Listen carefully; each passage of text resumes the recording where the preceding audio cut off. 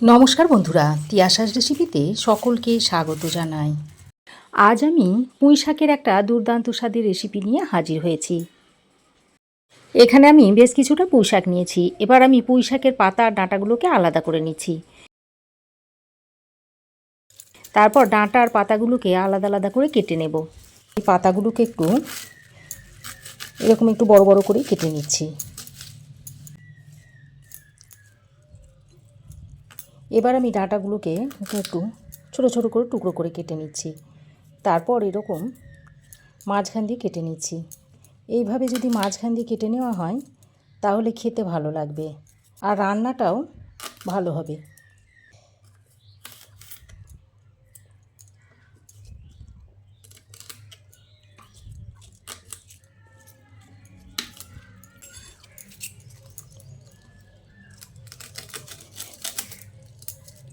মোটা মোটা ডাঁটা হলে মাঝখান দিয়ে একটু চিড়ে নেবেন, তাহলে ভালোভাবে সেদ্ধ হবে আর খেতেও ভালো লাগবে। তো দেখুন, পুঁই শাক আর ডাঁটাগুলো আমি কেটে নিয়েছি। পুঁই শাক কেটে নেওয়ার পর এবার আমি এখানে দুটো মাঝারি সাইজের আলু নিয়েছি। এবার এই আলুর খোসাগুলোকে ছাড়িয়ে নিচ্ছি।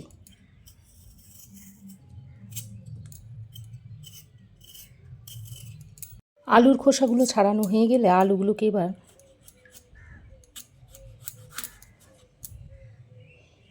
এরকম একটু পাতলা লম্বা করে কেটে নিচ্ছি।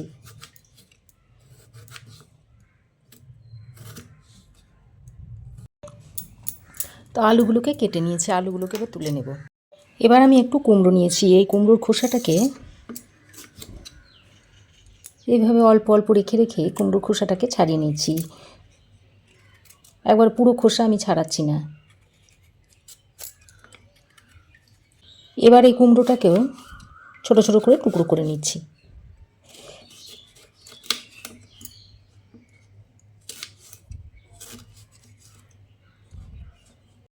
দেখুন, কুমড়োটাকেও কেটে নিয়েছি। এবার আমি একটা মাঝারি সাইজের বেগুন নিয়েছি। বেগুনের এই দু মুখ কেটে ফেলে দিচ্ছি।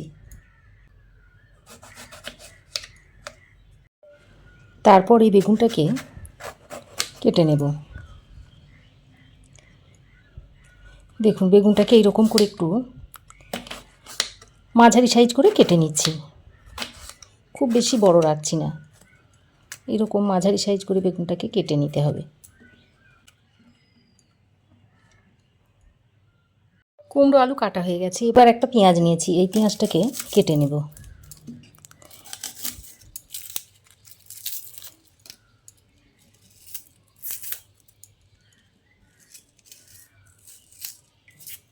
তারপর পেঁয়াজটাকে এইভাবে একটু সরু সরু করে কুচিয়ে নিচ্ছি। দেখুন, পেঁয়াজটাকে কুচিয়ে নিয়েছি, তারপর এইভাবে একটু ছাড়িয়ে নিচ্ছি। এর মধ্যে দুটো পটল দেব। পটলটাকেও একটু কেটে নিচ্ছি। দুমুখ এইভাবে ছাড়িয়ে তারপর মাঝে মাঝে খোসা রেখে রেখে পটলটাকে এইভাবে ছাড়িয়ে নিচ্ছি।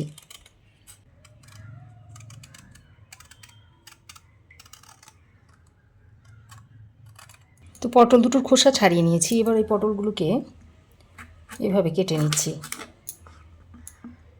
এইভাবে মাঝ বরাবর দুভাগে ভাগ করে নিয়েছি। এবার আমি একটা টমেটো কেটে নেব। টমেটোর মুখের অংশটা কেটে ফেলে দিচ্ছি। তারপর টমেটোটাকে এরকম সরু সরু করে ফালি করে নিচ্ছি।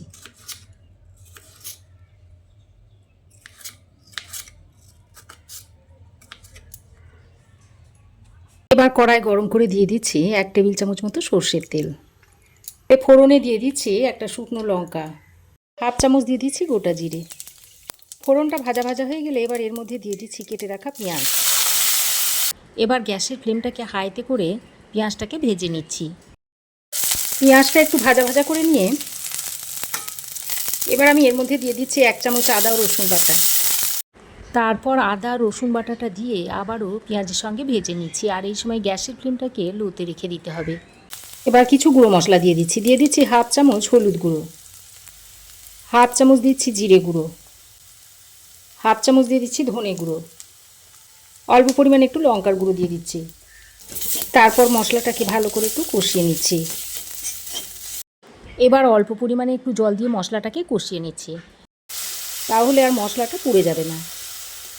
তো জলটা দিয়ে ভালো করে কষিয়ে নিচ্ছি।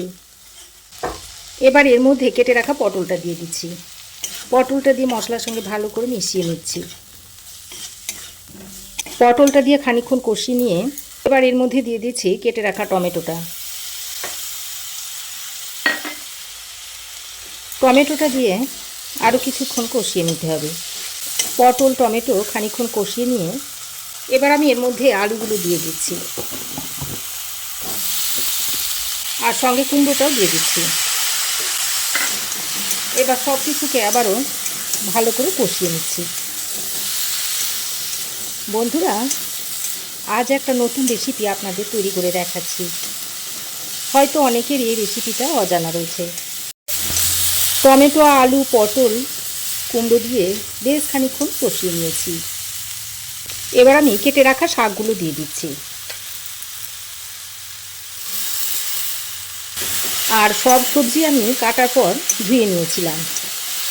শাকটা দিয়ে আবারও সব একসঙ্গে ভালো করে মিশিয়ে নিচ্ছি। এবার আমি সব শেষে বেগুনটা দিয়ে দিচ্ছি। বেগুন খুবই নরম সবজি, তো তাই বেগুনটাকে সব শেষে দিলাম। এবার বেগুনটা দিয়ে আবারও সব কিছু একসঙ্গে ভালো করে মিশিয়ে নিচ্ছি।